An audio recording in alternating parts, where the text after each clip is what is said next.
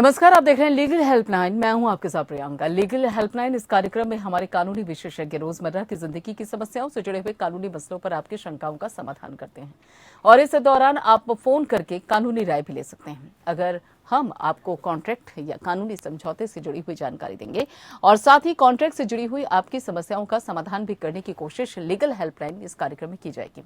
जब कोई लेन देन या कोई व्यवहार करता है तो उसमें उसके लेन देन के रिश्ते को कानूनी जामा कॉन्ट्रैक्ट के जरिए पहनाया जाता है। संविदा कानून या फिर कॉन्ट्रैक्ट लॉ सिविल मामले में सबसे महत्वपूर्ण कानून है और ये विधि सिविल मामलों में ऐसे ही महत्व रखती है जैसा महत्व प्रशासनिक विधि के मामले में संविधान का है। और इस कानून के बाद ही अन्य कानूनों का जन्म हुआ है। भारत में संविदा विधि से संबंधित सबसे महत्वपूर्ण अधिनियम भारतीय संविदा अधिनियम 1872 या फिर इंडियन कॉन्ट्रैक्ट एक्ट 1872 है। और साथ ही आपको बता दें कि भारत में अंग्रेज शासनकाल के समय इस अधिनियम को भारत में सिविल विधि को समृद्ध बनाने के लिए किया गया था। अंग्रेज शासनकाल को अपने कंपनी संबंधित अनुबंध करने होते थे और उस आवश्यकता की पूर्ति के लिए इस प्रकार के अधिनियम को बनाया गया। जब भी दो या उससे अधिक व्यक्ति के बीच कुछ भी खरीद बिक्री की बात करते हैं तो उस बात को स्टैम्प पेपर पर लिखने के बाद हस्ताक्षर करते हैं तो उसे एग्रीमेंट कहा जाता है। एग्रीमेंट पेपर का कोर्ट में बहुत ज्यादा मान्यता है। अगर आप एग्रीमेंट पेपर सादा कागज पर तैयार करेंगे तो इसकी मान्यता एक कोर्ट में नहीं होगी। एग्रीमेंट पेपर आप खुद से भी तैयार कर सकते हैं और आपको वकील का कोई आवश्यकता नहीं पड़ेगी। कॉन्ट्रैक्ट में कई तरह के क्लॉज भी होते हैं जिन्हें भी समझना जरूरी होता है। तो ये थी कॉन्ट्रैक्ट या कानूनी समझौते की जुड़ी हुई बुनियादी जानकारी। ज्यादा जानकारी और सलाह देने के लिए हमारे साथ हैं अधिवक्ता मनीष रोहिल्ला जी। और मनीष जी आपको कॉन्ट्रैक्ट से जुड़ी हुई तमाम कानूनी पहलुओं की जानकारी देंगे और साथ ही आपके हक के बारे में भी बताएंगे। बहुत बहुत स्वागत है सर आपका मनीष जी कार्यक्रम लीगल हेल्पलाइन में। और इससे पहले कि उनसे सवालों की शुरुआत की जाए आपको बता दें कि अगर आपके जहन में भी कोई सवाल है कॉन्ट्रैक्ट को लेकर तो आप सीधे सीधे फोन करके राय ले सकते हैं। टेलीफोन नंबर्स आपकी टेलीविजन स्क्रीन पर भी फ्लैश हो जाएंगे। 7065013841 यानी कि 7065013841 8377009636 दोनों में से किसी भी एक नंबर को डायल कीजिए और कॉन्ट्रैक्ट से जुड़ी हुई कोई भी जानकारी आप लीगल हेल्पलाइन इस कार्यक्रम में ले सकते हैं। जो कि हमारे आज खास मेहमान हैं मनीष जी, उनसे आप पूछ सकते हैं कॉन्ट्रैक्ट से संबंधित अगर आपके जहन में कोई भी सवाल हो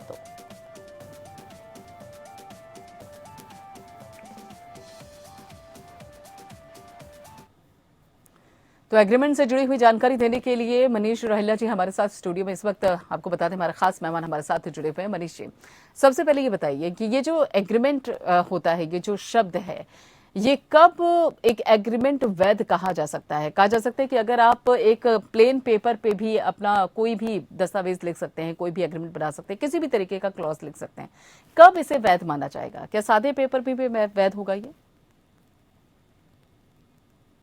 प्रियंका जी, जैसे ही हम भारतीय संविदा अधिनियम की बात करते हैं तो उसकी शुरुआत में ही बात होती है कि एग्रीमेंट के लिए किन किन चीजों की जरूरत, कौन कौन सी चीजें सबसे पहले हमारे पास। तो हमें ये समझना जरूरी है कि दो पार्टीज होनी जरूरी, दो पार्टीज के साथ साथ उस चीज का लीगल होना, कानूनी वैधता उसकी होनी बहुत जरूरी है। किसी गैर कानूनी कार्य के लिए आप एग्रीमेंट में नहीं आ सकते। किसी नशे के पदार्थ को गैर कानूनी रूप से बेचने के लिए आप एग्रीमेंट में नहीं आ सकते। एक ऐसा कार्य जिसको कानून में पूरी तरह से बाधित किया गया हो, मना किया गया हो, उसके लिए आप नहीं आ सकते। तो ये दूसरी चीज बड़ी जरूरी है। जब हम ये बात करते हैं कि किसी को कागज पे होना, सिर्फ खाली कोरे कागज पे भी एग्रीमेंट मान्य हो सकता है, जी हाँ, कानून उस चीज को अलाउ करता है कि अगर एक एग्रीमेंट है, दो पार्टीज हैं जो कि कानूनी रूप से अलाउड है किसी भी एग्रीमेंट में एंटर, कॉन्ट्रैक्ट में एंटर होने के लिए, तो वो एक प्लेन पेपर पे भी एंटर कर सकती है। उसके बाद बात ये आती है कि स्टैम्प पेपर होना जरूरी है या नहीं है, स्टैम्प ड्यूटी देना जरूरी है या नहीं है। ये कानून के विभिन्न प्रावधानों के अंदर निश्चित किया जाता है कि क्या इसकी रजिस्ट्रेशन जरूरी है। जैसे कि हम कभी कभी कहते हैं कि अगर कोई इमूवेबल प्रॉपर्टी है, कोई अचल संपत्ति है, तो उसका रजिस्ट्रेशन होना बहुत जरूरी है। उसको तहसीलदार के सामने एसडीएम ऑफिस में जाके रजिस्टर कराना जरूरी है। परंतु अगर मान लीजिए कोई सिंपल लेन देन है, सामान है, कोई नॉर्मल आप व्यवसाय में आदमी है, कोई दुकानदार है, वो किसी को माल बेच रहा है, एक क्रेता विक्रेता है, वो एक सिंपल कागज पे ही अपनी चीजों को लिखित रूप से कर सकते हैं। मौखिक रूप से किया गया एग्रीमेंट कोर्ट में प्रूव करना बहुत ही मुश्किल हो जाता है। इसलिए कहा जाता है कि कोई भी एग्रीमेंट करे तो उसको लिखित में करे, दोनों पार्टीज में होनी चाहिए, दो या दो से अधिक पार्टीज में व्यस्त होनी चाहिए, बच्चे का नहीं माना जाएगा और वो कानून के अंतर्गत अलाउड होना चाहिए। जी बिल्कुल। और ये जो एक दो शब्द और इस्तेमाल किए जाते हैं जब भी एग्रीमेंट की बात होती है, तो दो शब्दों का खास तौर पे इस्तेमाल होता है अक्सर। एक होता है रजिस्टर्ड, दूसरा होता है नोटराइज्ड रेंट एग्रीमेंट। क्या है ये, क्या फर्क है इन दोनों में? जी देखिए, अगर हम नोटराइज की बात करते हैं तो अगर हम आसपास के किसी भी शहर, किसी भी जगह पे जाएंगे तो कचहरी में नोटरी बैठते, तो नोटरीज एक्ट के अंतर्गत उनको पावर दिया गया है कि वो शपथ लेकर शपथ के तहत या नोटरी एक्ट के तहत किसी भी डॉक्यूमेंट को नोटराइज कर सकते हैं। वो सिर्फ इसलिए होता है कि वो ये प्रमाण करते हैं कि यह दो पार्टीज मेरे समक्ष आए थे और एग्रीमेंट को नोटराइज कराकर गए। उसके अंदर विटनेसेस का भी कॉलम होता है अक्सर एग्रीमेंट्स में, तो दो विटनेसेस भी होते हैं, उनके साइन करा लिएगा।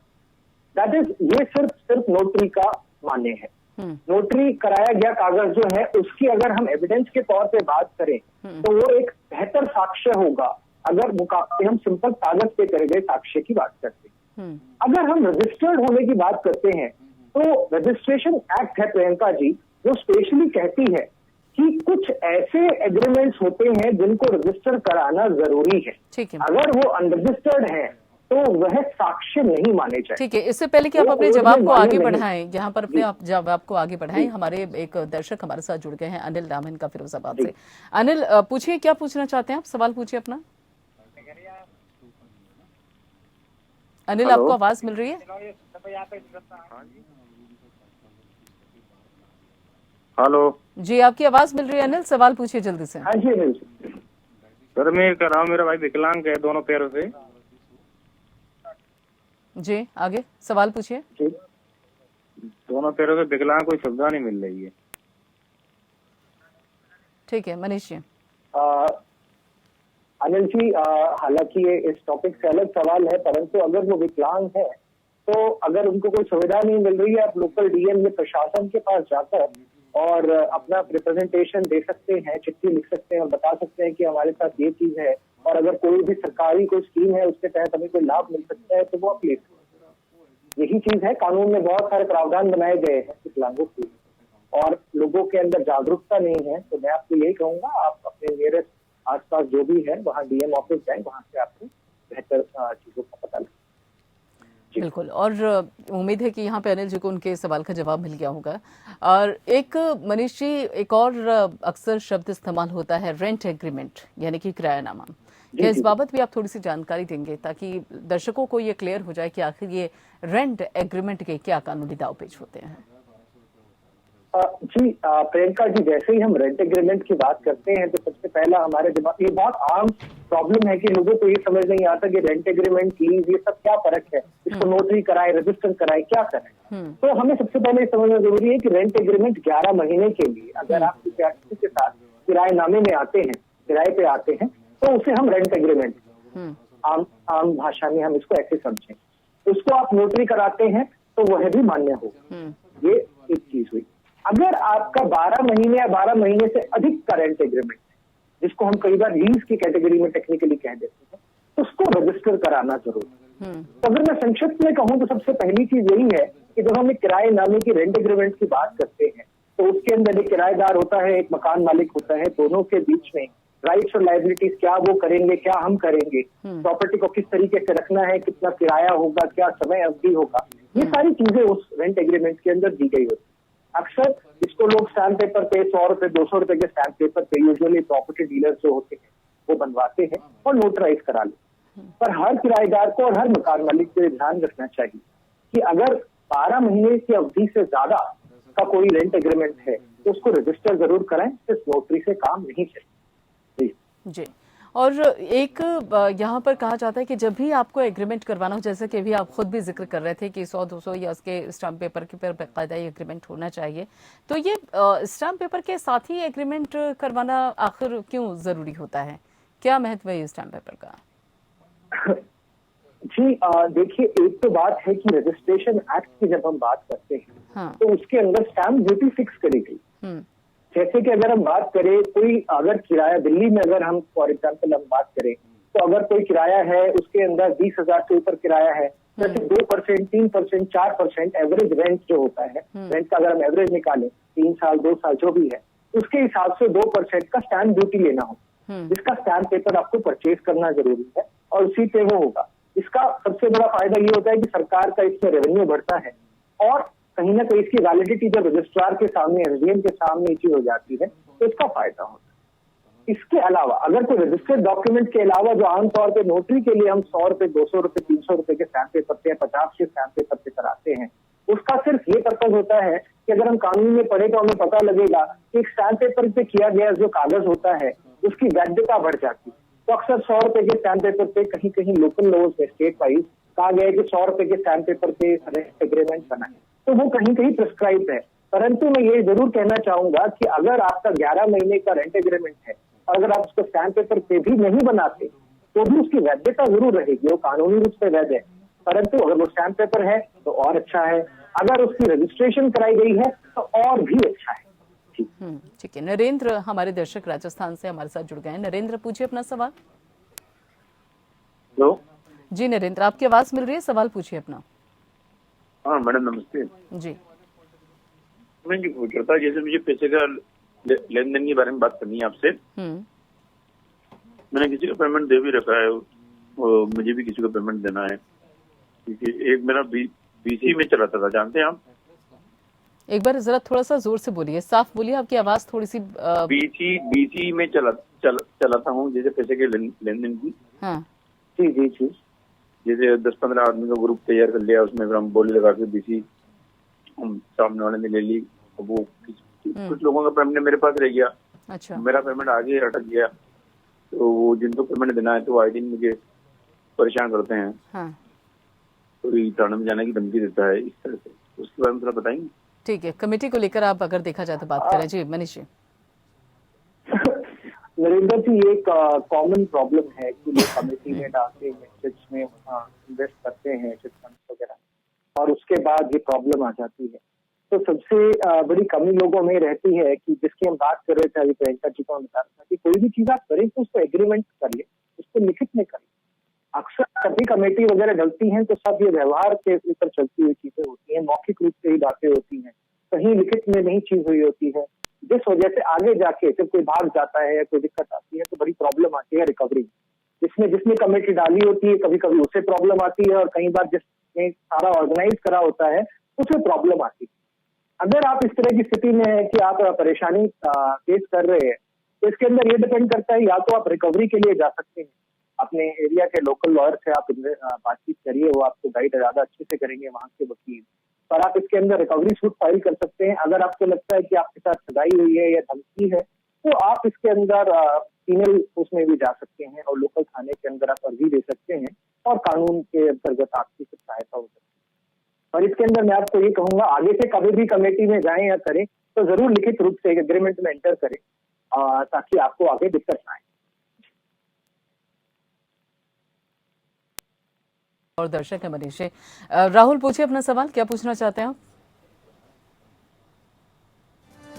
केस डाल दिया तो मेरे पे रेप केस डाल दिया है, मतलब 376, 377, 506, 498 लगा दिए जी, और 1.5 महीने के लिए मेरे को मतलब कस्टडी, मतलब तिहाड़ में ही भेज दिया था। और उसने मतलब मेरे पे एलिगेशन लगाया कि मैं उसके प्राइवेट पार्ट में दारू की बोतल डालता था, मतलब मेरे संबंध मेरी भाभी से, मतलब ऐसे एलिगेशन लगा रखे मेरे पर। आपकी भाभी ने आपके ऊपर? जी, मैंने, मेरी वाइफ ने, मेरी भी लव मैरिज हुई थी, लव अरेंज। ठीक है, आपकी वाइफ ने आपके ऊपर ये आरोप लगाए हुए हैं? हाँ जी। ठीक है। अब वो मुझसे डिमांड कर रही है 20 लाख रुपए का। हाँ। मैं जॉब, मेरी पहले जॉब थी तो अब वो लॉकडाउन के चक्कर में छूट गई, और मेरे पे झूठे केस, अब एक केस और डाल दिया उसने मेरे पे, मतलब मेंटेनेंस का, मतलब घरेलू हिंसा का भी डाल दिया जी महिला कोर्ट के अंदर। मैं समझ गया हूँ जी। तो आप ये जानना चाहते हैं कि आपकी क्या मदद हो सकती है कानून? जी राहुल जी, राहुल जी, आप मुझे बता रहे हैं कि आप पे 498 और 406 और बाकी 376 वगैरह सेक्शंस भी लगे हैं, और जिसके अंदर आपको अंदर रहने भी पड़ गया अपना जेल। तो मैं आपको सिर्फ ये बताना चाहूंगा कि देखिए, इन कानूनों का दुरुपयोग आज की डेट के अंदर बहुत ज्यादा बढ़ गया है। मुझे आपकी कहानी का नहीं पता, पर मैं मान के चल रहा हूँ कि आप निर्दोष हैं। तो उसके अंदर मैं आपको सिर्फ यही बताना चाहूंगा कि आप अपना केस तो लड़िए, अपना जो मेंटेनेंस का केस चल रहा है आपका फैमिली कोर्ट में, वहां पे भी आप प्रॉपरली इस चीज को पुटअप करिए, और ये जरूर इंश्योर करिएगा कि जिस दिन आप बरी हो जाते हैं तो वो बरी हुए केस की आपको बहुत फायदा होगा अपने मेंटेनेंस और बाकी सब मुकदमों में, ताकि आप अपने परिवार को और खुद को शोषण से बचा सकें। और उसके अंदर आपको भत्ते में माफी भी मिल सकती है, और कोर्ट ये कह सकता है कि कानूनों का दुरुपयोग करके आपकी पत्नी ने आपके परिवार को बचाया। जी, आप देख रहे हैं लीगल हेल्पलाइन कार्यक्रम, और हमारे खास मेहमान हैं मनीष जी, और उसके साथ साथ वो बता रहे हैं कि किस तरीके से एग्रीमेंट से जुड़े हुए जो कानूनी दावपेच होते हैं उनको किस तरीके से ख्याल में रखा जा सकता है, तो जो एग्रीमेंट है वो कानूनी तौर पर वैलिड हो। मनीष जी, ये जो मान लीजिए कोई ऐसी जमीन है जिस पर पहले से ही एग्रीमेंट है दो लोगों के बीच में, तो क्या उस जमीन पर कोई तीसरा शख्स भी कब्जा कर सकता है? क्या ऐसी सिचुएशन हो सकती है क्या?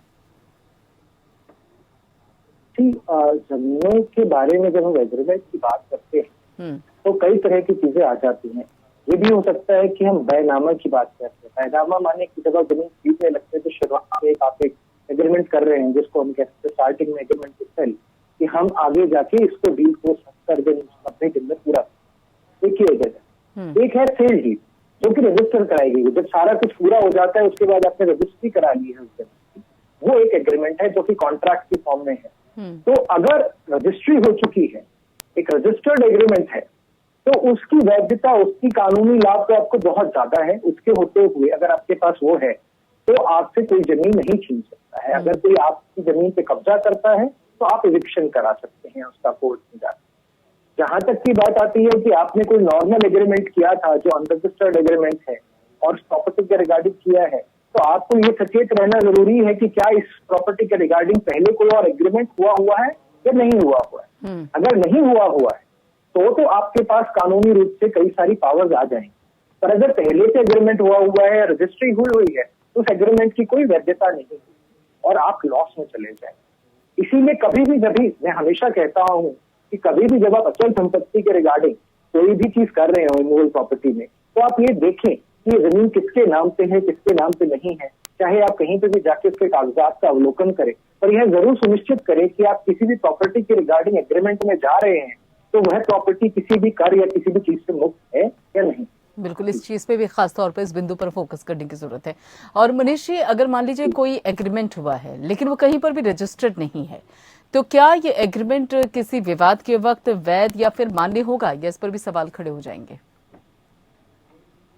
प्रियंका जी, अगर हम रजिस्ट्रेशन एक्ट के हिसाब से, सबसे पहले मैंने पहले भी कहा था कि कुछ ऐसे एग्रीमेंट है जिनका रजिस्टर होना आवश्यक है। अगर वो रजिस्टर्ड नहीं कराए गए हैं तो उनका कोर्ट में कोई लाभ नहीं होगा, किसी भी सरकारी महकमे में उनका कोई लाभ नहीं होगा, वो अवैध माने जाएंगे, उनका कोई यूज नहीं होगा। जहां तक अगर रजिस्ट्रेशन एक्ट में मेरे को जितना याद है सेक्शन 17 है और 49 है, तो इनके बारे में बात करते हैं।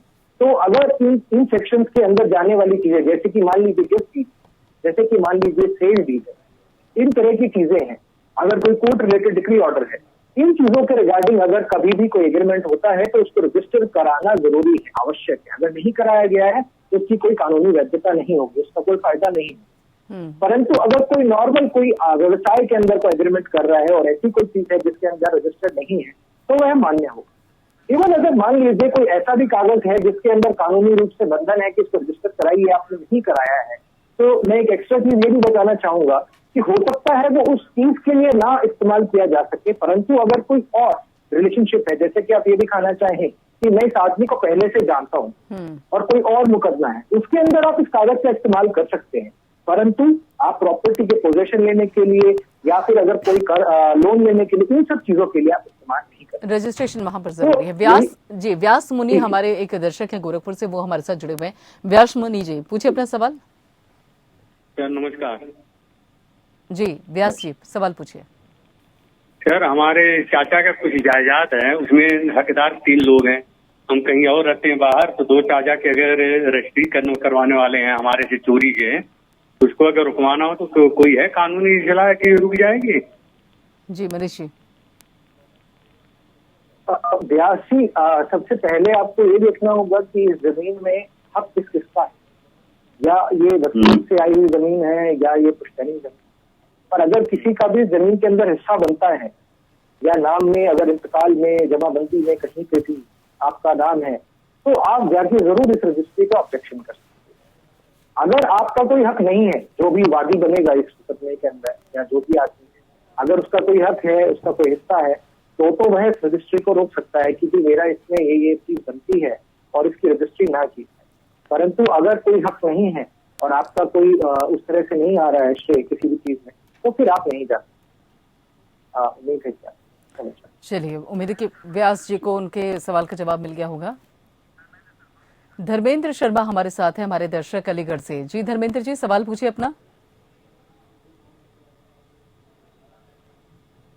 धर्मेंद्र जी, आवाज मिल रही है आपको? चलिए, उन तक शायद मेरी आवाज नहीं पहुंच पा रही है या उनकी आवाज नहीं आ पा रही है। मनीष जी, ये एक अगर अपने मुद्दे को लेकर बात की जाए, यहाँ पे एग्रीमेंट को लेकर बात की जाए, तो प्रॉपर्टी का जो टाइटल होता है उसे काफी इम्पोर्टेंट माना जाता है, काफी महत्वपूर्ण माना जाता है। एग्रीमेंट में कैसे इसका संबंध होता है? प्रियंका जी, कभी भी जब भी हम एग्रीमेंट में जाते हैं तो सबसे पहली चीज ये देखी जाती है कि जो पार्टी है, फर्स्ट पार्टी और सेकंड पार्टी, उनके पास टाइटल क्या है। क्या वह मालिक है, क्या वह एक किराएदार के तौर पे आ रहे हैं, क्या वो एक टाइटल सिंपली लियन होल्डर थे। ये सबसे महत्वपूर्ण बात होती है कि आप किस कैपेसिटी के अंदर, आपके पास क्या पावर्स हैं जिसके अंतर्गत आप आके एग्रीमेंट में एंटर करते हैं। अगर मान लीजिए कि कोई आदमी है जो सिर्फ वसीयतनामे के थ्रू अभी पार्टी बना हुआ है और वो आगे चीज को बेचना चाहते हैं, जब तक उसके पास जमीन अपने नाम पे नहीं आ जाती तब तक वो उसको नहीं बेच सकता। वो सिर्फ अपनी पैतृक संपत्ति में हिस्सेदार है पर कागजों में नहीं आया है। तो ये बहुत महत्वपूर्ण चीज है। अगर कोई मकान मालिक है तो वो उस प्रॉपर्टी पे लोन ले सकता है, पर क्या कोई किराएदार ले सकता है? नहीं, किराएदार नहीं ले सकता। अगर कोई किराएदार है, क्या वो आगे किराए पे दे सकता है? आगे नेक्स्ट पर्सन को नहीं दे सकता है। तो इसीलिए हम कहते हैं जब भी हम रिमूवल प्रॉपर्टी में बात करें तो आपके पास टाइटल क्या है। अगर आपके पास टाइटल है कि आपके पास सारे राइट्स हैं, किसी लोन मुक्त प्रॉपर्टी है, तो आप उस प्रॉपर्टी का कुछ भी यूज कर सकते हैं। पर अगर आपके पास लिमिटेड राइट्स हैं, आपके पास उसकी पावर भी नहीं है, तो आप उसके आगे एग्रीमेंट में नहीं आ सकते हैं। और अगर आपके पास पावर्स नहीं थी और आप फिर भी एग्रीमेंट में आए हैं, तो यह एग्रीमेंट गैर कानूनी हो सकता है या वॉइडेबल हो सकता है। इसको हम कहते हैं जी, अमान्य करार दिया जाए। बिल्कुल, बहुत बहुत शुक्रिया मनीष जी हमसे जुड़ने के लिए और ये खास जानकारी हमारे दर्शकों तक पहुंचाने के लिए। तो फिलहाल लीगल हेल्पलाइन में इतना ही है, बाकी खबरों के लिए आप जुड़े रहिए एबीपी के साथ।